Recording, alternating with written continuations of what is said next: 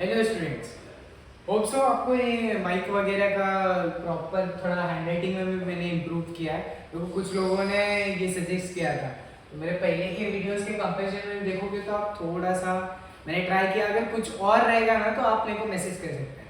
अच्छा, next cheese is start करते हैं हम लोग फिजिक्स के टॉपिक से। ग्रेविटेशन। इस लेक्चर को हम लोग मेन 4 पार्ट्स में डिवाइड करेंगे। फर्स्ट होगा रिकाप, थोड़ा लाइटिंग की वजह से दिखता नहीं होगा I guess. First is recap, second is Kepler law, third is Newton's universal law और fourth is conclusion। पहले recap, लास्ट लेक्चर में क्या क्या हुआ था।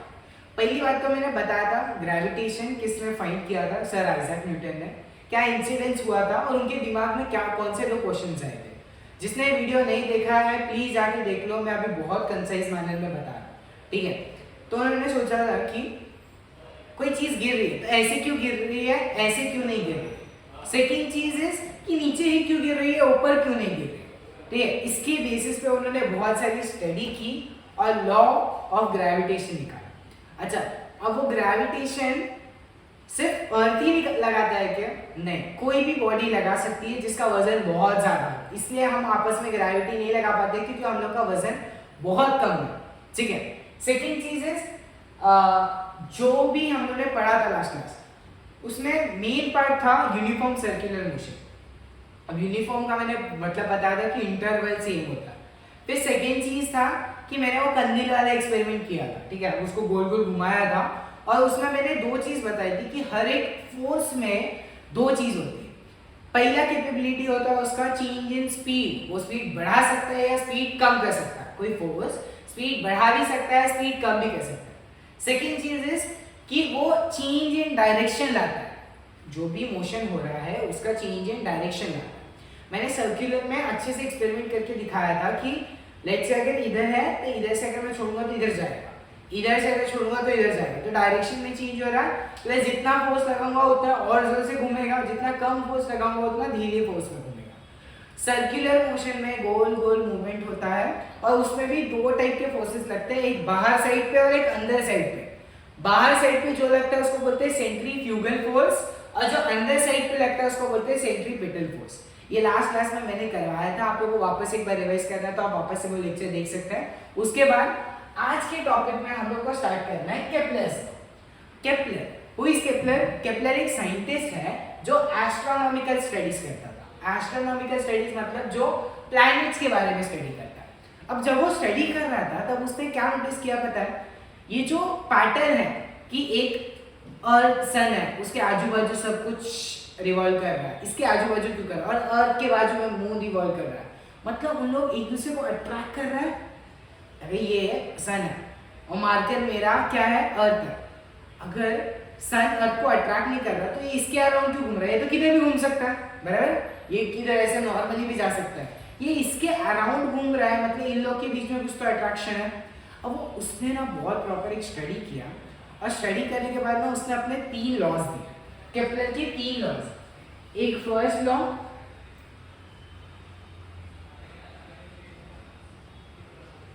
सेकेंड लॉ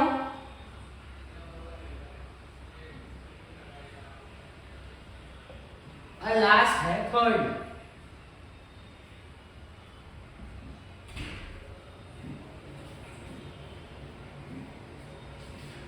तीन लॉ। अभी तीनों लॉ में उसने क्या बताने की कोशिश। स्टार्ट करते हैं फर्स्ट लॉ से, ठीक है। फर्स्ट लॉ क्या बोलता है? First law is very simple. आप लोगों को क्या करना है, साथ में टेक्स्ट बुक खोल के रखना है और जो वो लॉज है ना उसके स्टेटमेंट देखते जाने और स्टेटमेंट के साथ साथ उसको समझते जाने, ठीक है।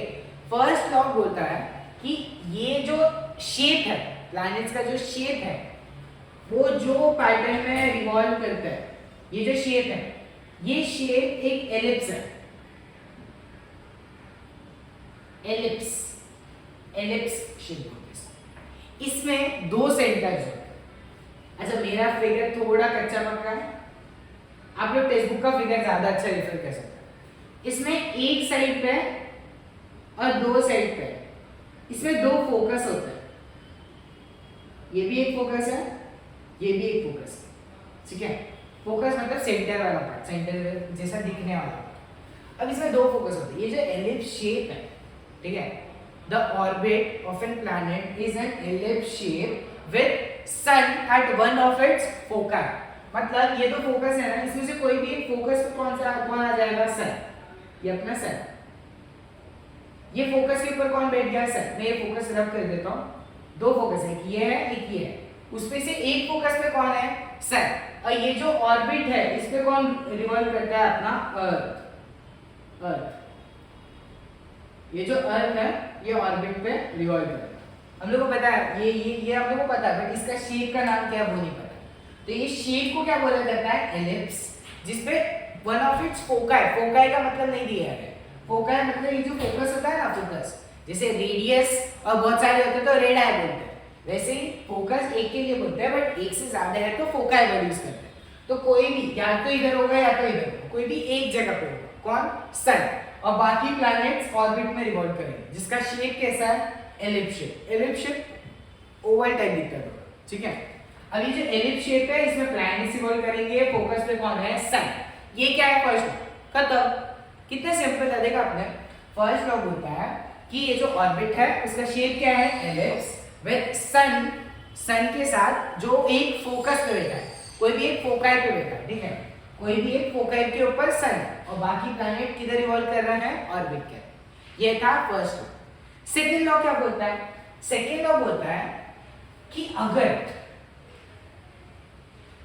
मैं एक एलिप्स बनाता हूं जिसमें सन एक पार्ट है, ठीक है, और मैं तीन केस लेता हूं। तीन केस मतलब पहले सन यहां पे था, सन तो यहां पे, ठीक है। पहले यहां पे था, यहां से यहां पे, ठीक है। कितने मिनट में? 10 मिनट, ठीक है। यहां से यहां गया 10 मिनट, ठीक है। अब क्या करना है? वापस से टाइम सेम रखना है, ठीक है। अब मैं चेक करूंगा यहाँ पे, ठीक है। यहां से स्टार्ट किया मैंने, यहां से स्टार्ट किया और देखा टाइम 10 मिनट होना चाहिए, ठीक है। जैसे ही टाइम 10 मिनट हुआ मैंने नोटिस किया ये अर्थ यहाँ पे पहुंच गया, ठीक है। इसका भी टाइम इंटरवल क्या है? सी 10 मिनट्स। अब वापस से मैंने क्या किया? अब थोड़ा ये साइड पे आ गया ना, तो मैंने यहाँ पे काउंट करना स्टार्ट किया। 10 मिनट लगाया टाइम, मैंने नोटिस किया यहाँ से यहाँ पहुंच गया, ठीक है। मैंने तीन केसेस। अब ये केस क्या बताता है क्या? इन लोग बोलते हैं ना, ये जो पॉइंट्स है ना इसको सन से ना ज्वाइन कर, जो पॉइंट्स है उसको सन से ज्वाइन कर। तो ये पॉइंट को मैंने सन से ज्वाइन कर दिया, ये पॉइंट्स को मैंने सन से ज्वाइन कर दिया, और ये पॉइंट्स को मैंने सन से ज्वाइन कर दिया। और ये सब मैं रब कर देता हूँ इस सन में, ठीक है। अंदर ही लिख देता हूँ मैं सब, ठीक है, ये सन। अब ये जो पॉइंट्स मैंने ज्वाइन किए, ज्वाइन करने के बाद क्या? अब इनका नाम मैं एरिया लेता हूँ। इसका एरिया, इसका एरिया और इसका एरिया, तीनों का एरिया देखता हूं। अब सरप्राइजिंगली क्या मिलता है पता है क्या?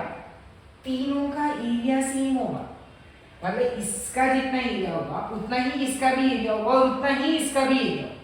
तीनों का एरिया सेम होगा, बट कंडीशन क्या होनी चाहिए? तीनों का टाइम इंटरवल सेम होगा, 10 मिनट 10 मिनट, और इसको भी कितना मिनट ही देना पड़ेगा? 10 मिनट। अगर टाइम इंटरवल सेम है, मतलब टाइम जो एक डिस्टेंस से दूसरे डिस्टेंस में ट्रैवल करने का जो टाइम है, अगर वो सेम है तो क्या सेम होगा? तीनों का एरिया सेम, ठीक है। तो वही सेकेंड लॉ बोलता है। सेकेंड लॉ क्या बोलता है? Planet sweep equal area in equal interval of time, ठीक है। या ऐसे लिखे, the line joining the planet and the sun sweeps equal area in equal interval of time. मतलब जो लाइन हम लोगों ने ज्वाइन किया है प्लैनेट और सन को, उनसे जो एरिया बनता है एक इक्वल इंटरवल ऑफ टाइम पे, वो एरिया भी इक्वल होता है। अब स्टेटमेंट पढ़िए, मेरा एक्सप्लेनेशन समझिए, इजीली आपको समझ में आ जाएगा। प्लैनेट से सन को ज्वाइन करने वाली जो लाइंस हैं, अगर इक्वल इंटरवल टाइम है तो एरिया इक्वल होगा, सिंपल, ठीक है। अगर ये समझा तो वापस से आते हैं थर्ड लॉ। थर्ड लॉ क्या है? थर्ड लॉ ना थोड़ा सा ऊपर नीचे है, ठीक है, थोड़ा सा समझता नहीं है। क्यों? क्योंकि इसमें फॉर्मूला दिया। फॉर्मूला क्या दिया कि टाइम का square is directly proportional to radius का cube. What is this? Sir आपने कट क्यों कर दिया? कट नहीं किया मैंने, वो टाइम का डायरेक्ट प्रोपोर्शनल का सिंबल है। अब टाइम और जो रेडियस है वो डायरेक्टली प्रोपोर्शनल है। मतलब ये जो टाइम है, टाइम किसका, ये जो टाइम मूव करने का लग रहा है ना, वो time directly proportional. Directly proportional का मतलब क्या होता है, पहले वो समझो। डायरेक्टली का मतलब अगर एक चीज बढ़ रही है, इसके साथ साथ ये भी चीज बढ़ रही है, तो ये दोनों डायरेक्टली प्रोपोर्शनल है। और अगर ये चीज बढ़ रही है उसके साथ ये चीज कम हो रही है, तो इसको बोलते हैं इनवर्सली प्रोपोर्शनल। ठीक है, डायरेक्टली प्रोपोर्शनल जैसे अगर मैंने पढ़ाई का टाइम बढ़ाया तो मेरे मार्क्स इंप्रूव हुए, इसके बढ़ने से ये भी इंप्रूव हो रहा है और इसके घटने से ये भी कम होगा, तो इसको बोलते हैं directly proportional. But second case में क्या है, जैसे एक दूसरा एग्जांपल लेते हैं।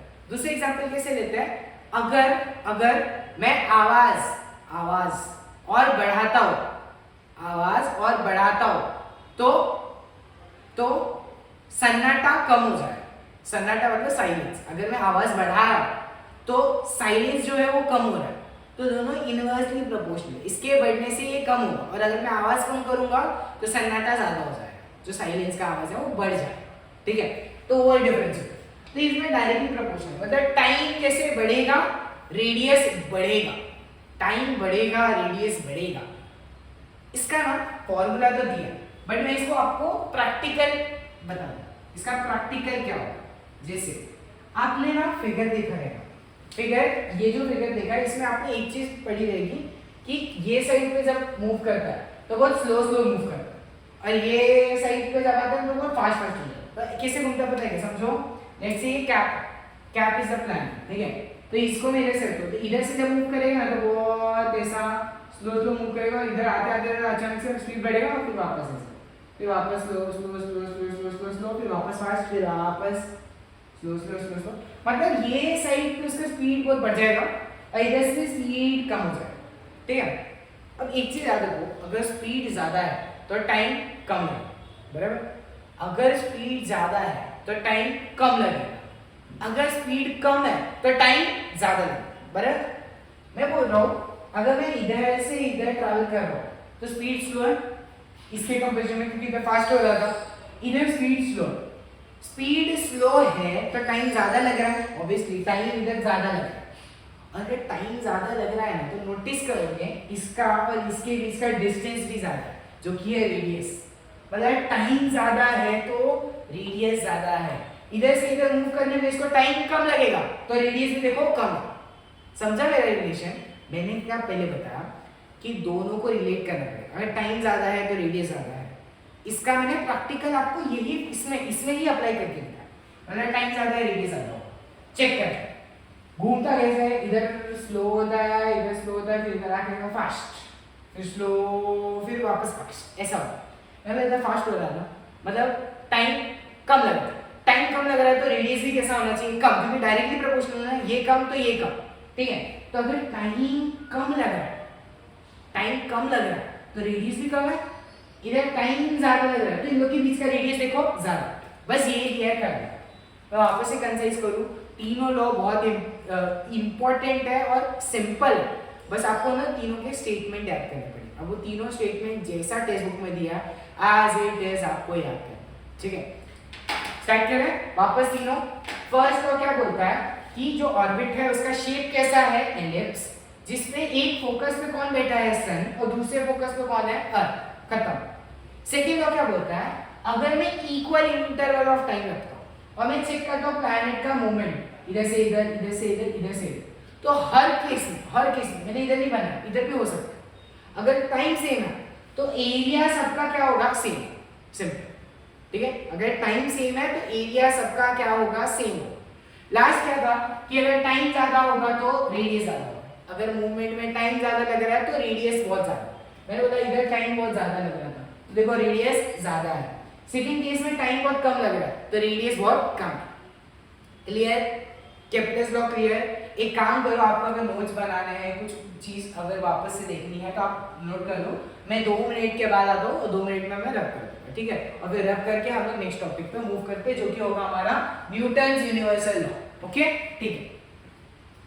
A few moments later. ठीक है, मैंने कर दिया, सब रब कर दिया। अब हम लोग जाते हैं अपने नेक्स्ट टॉपिक पे, जो कि है Newton's universal law. Newton scientist sir Isaac Newton, उसके बाद यूनिवर्सल लॉ। यूनिवर्सल का मतलब क्या होता है, मतलब हर जगह पे जो सेम। यूनिवर्सल का मतलब होता है हर जगह पे जो सेम। जैसे अगर मैं बोलूँ 10 रुपए का नोट, ठीक है, 10 रुपए का नोट या 10 का नोट, ठीक है, अगर मैं 10 का नोट इंडिया में देखूंगा तो रुपीज में होगा। बट अगर मैं कोई दूसरे कंट्री में जाऊँ, ठीक है, और बोलूँ मेरे को 10 10 दो, 10 कुछ भी दो, क्योंकि सब में करेंसी अगर मैंने स्पेसिफाई कर दी तो वो अलग केस है। बट अगर मैं बोला 10 कॉइन दो, तो उनका करेंसी अलग होगा, हमारा करेंसी अलग है, सबका वैल्यू अलग अलग है, बराबर। वैसे ही यूनिवर्सल जो होता है उसमें सबका वैल्यू सेम होगा, सबका वैल्यू सेम होगा। जैसे फॉर एग्जांपल अगर मैं बोलूँ हाँ, अगर मैं बोलूँ टेम्परेचर, मैं बोलता हूँ 30 डिग्री, यहाँ का भी 30 डिग्री सेम होगा, यूके का भी 30 डिग्री सेम होगा, या कहीं और पे भी अगर मैं जाऊँ और बोलूँ 30 डिग्री, तो 30 डिग्री सबके लिए सेम होगा, समझा। तो ऐसा वैल्यू जो हर जगह पे सेम हो उसको क्या बोलते हैं, यूनिवर्सल। तो ऐसा ना उसने एक लॉ दिया, उसने एक लॉ दिया, एक फॉर्मूला दिया जो हर जगह पे अप्लाई हो सकता है। हर जगह मतलब अर्थ पे, मून पे, हर जगह, स्पेस में, सन पे, जिधर फॉर्मूला लगा सकते हैं ना उधर वो फॉर्मूला एप्लीकेबल होगा।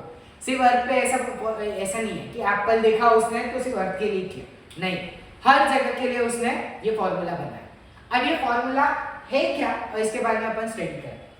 पहले उसने क्या नोटिस किया पता है क्या, ये जो अट्रैक्टिव फोर्स है, अट्रैक्टिव फोर्स आपस में एक दूसरे को खींच रहा है, तो ये जो अट्रैक्टिव फोर्स है ये लग किस पे है, ये दो मासेस पे लगता है। दो मास है, लेट्स से ये m1 है और ये m2। अब कुछ लोगों को पता ही नहीं सर मास क्या होता है, वेट क्या होता है, समझा ही नहीं हम लोग को। सिंपल में बताओ, एकदम सिंपल, मास मतलब विदाउट ग्रेविटी और वेट मतलब विद ग्रेविटी। ऐसा वजन जिसमें ग्रेविटी इंक्लूडेड है इसको हम लोग बोलते हैं वेट, ऐसा वजन जिसके अंदर ग्रेविटी इंक्लूडेड नहीं है उसको क्या बोलते हैं, मास। बस इतना है।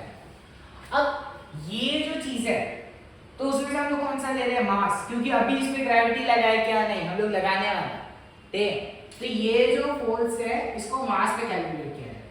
अब मास में भी ना स्पेसिफिक एक चीज वेरी इंपॉर्टेंट, क्या इंपॉर्टेंट है कि सेंटर ऑफ द मास,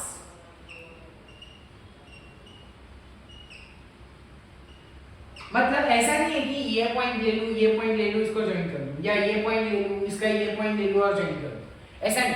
दोनों का हम लोग सेंटर ढूंढेंगे और दोनों सेंटर को ज्वाइन करेंगे और इन दोनों की जो सेंटर का डिस्टेंस है उसको मार्क कर लेंगे d। ये m1 था, ये m2 था, इन दोनों का जो डिस्टेंस है उसको मैंने स्मॉल d से मार्क किया। अब न्यूटन ने क्या लॉ दिया पता है क्या, इन दोनों ना आपस में एक दूसरे को अट्रैक्ट करें, इन दोनों आपस में एक दूसरे को अट्रैक्ट करें।